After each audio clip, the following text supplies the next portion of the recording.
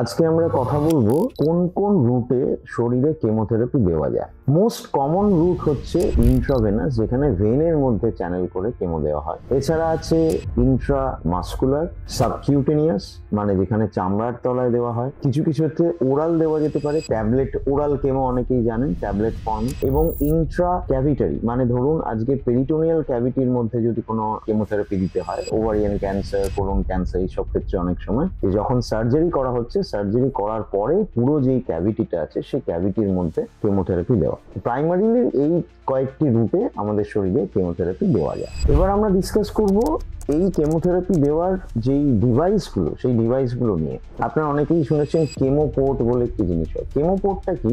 যখন আমরা নর্মালি ধরুন ভেনের মধ্যে দিয়ে কেমোথেরাপি দিচ্ছি, আমাদের কাছে দুটো অপশন থাকে। এক হচ্ছে যতবার কেমোথেরাপি দেওয়া হবে আমরা হাতে যেখানে ভেন পাওয়া যাচ্ছে সেখানে চ্যানেল করে কেমোথেরাপিটা দিলাম এবং তারপর চ্যানেল খুলে দিলাম, পেশেন্ট বাড়ি চলে গেল। এবার কি হয়, অনেক রেজিমেন আছে যেখানে হয়তো পেশেন্টকে প্রত্যেক সপ্তাহে আসতে হয় বা অনেক দিন ধরে কেমোথেরাপি চলে। তাতে যেটা সমস্যা দেখা যায় যে যখন কেমোথেরাপি দেওয়া হচ্ছে হাতের ভেইন দিয়ে, তখন সেই ভেইনগুলোয় কিছু ড্যামেজ হতে পারে এবং ড্যামেজ হয়ে গিয়ে অনেক সময় সেই ভেইনগুলোয় ক্লট হতে পারে এবং সেই ভেইনটা পরবর্তীকালে আর হয়তো ব্যবহার করার মতন অবস্থা থাকে না। তো সেই প্রবলেম সলভ করার জন্য আমাদের কাছে একটি উপায় আছে, সেটা হচ্ছে যে সেন্ট্রাল লাইন বা কেমোপোর্ট। কেমোপোর্টে কি করা হয়, যে শরীরের সাধারণত এইরকম জায়গায় আমাদের যে কলার বোন আছে, সেই কলার বোনের তলায় একটা ছোট্ট কাট কেটে ইনসিশন দিয়ে সেখানে একটা পোর্ট বসিয়ে দেওয়া হয়। এই পোর্টটা কিছুই না, এই পোর্টটার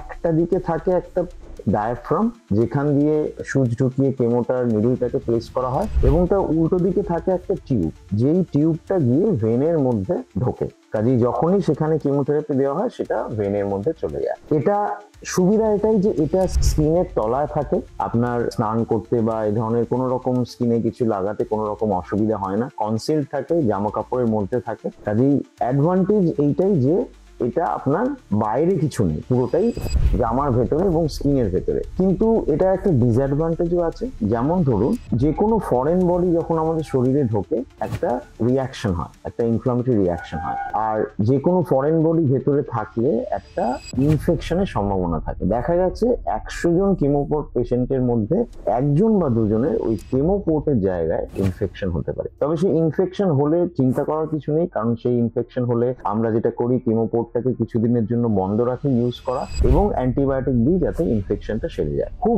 রেয়ার ক্ষেত্রে দেখা গেছে যে আমাদের ইনফেকশনের জন্য কেমোপোর্টটাকে সরাতে হয়েছে। আরেকটি পদ্ধতি হচ্ছে, যদি ধরুন কেউ কেমোপোর্টটা করতে চাইছেন না, তার জন্য কিন্তু ধরুন তার অলমোস্ট 6 মাস 8 মাস মতন কেমোথেরাপি চলবে, তার জন্য একটি অপশন থাকে যাকে বলে পিআইসিসি লাইন বা PICC line. PICC full form হচ্ছে পেরিফেরালি ইনসার্টেড সেন্ট্রাল ক্যাথেটার। সেটাই কি করা হয়, হাতের এইখানে যে কোনো একটা দিকে একটা চ্যানেল করা হয় যেটা ভেইনের মধ্যে যায়, যেটা ভেইনের মধ্যে গিয়ে শরীরের অনেকটা ভেতর অব্দি যায়।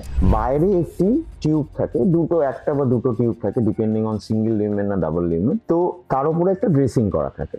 তো এটার ডিসঅ্যাডভান্টেজ এটাই যে এটা যেহেতু চামড়ার বাইরে থাকে এবং একটা ড্রেসিং করা থাকে, কাজেই আপনার স্নান করতে অসুবিধা হতে পারে, কারণ বারবার ওই জায়গাটা ভিজলে ড্রেসিংটা খুলে যেতে পারে বা সেখানে ইনফেকশন হতে পারে। কিন্তু সেই জিনিসটাকে যদি কোনোভাবে আমরা অ্যাকসেপ্ট করে নিতে পারি, পিআইসিসি লাইন কিন্তু যথেষ্ট সেফ এবং এতে ইনফেকশন রেটও মোটামুটি সেন্ট্রাল লাইনেরই মতন 1 to 2% ক্ষেত্রে ইনফেকশন হয়। এবং যদি ইনফেকশন হয়ও, এটা বার করে নেওয়াটা খুব সোজা, যেহেতু এটা বাইরে থাকে, জাস্ট সেলাইতে কেটে বার করে নিয়ে আবার অন্য জায়গাতে এটাকে ইনসার্ট করা যায়। এটার একটাই প্রবলেম যে এটাকে 6 মাসের বেশি বা 8 মাসের বেশি ইউজ করা যায় না এবং এটা খুব ফ্রিকুয়েন্টলি ব্লক হয়ে যায়। এবং এটাকে রেগুলারলি হেপারিন বলে একটি ওষুধ আছে, সেটা দিয়ে ফ্লাশ করাতে হয় প্রত্যেক উইকে বা অ্যাটলিস্ট 2 সপ্তাহে একবার এটাকে ফ্লাশ করাতে হয়। তো এই দুটো রুটে আমরা কেমোথেরাপি দিই, যেখানে আমরা পেশেন্টের হাতের ভেইনগুলোকে বাঁচাতে পারি। কারণ যেটা আমি আগেও বললাম যে হাতের ভেইনে যদি বারবার কেমো দেওয়া হয় তাতে হাতের ভেইন ক্লগ হয়ে যেতে পারে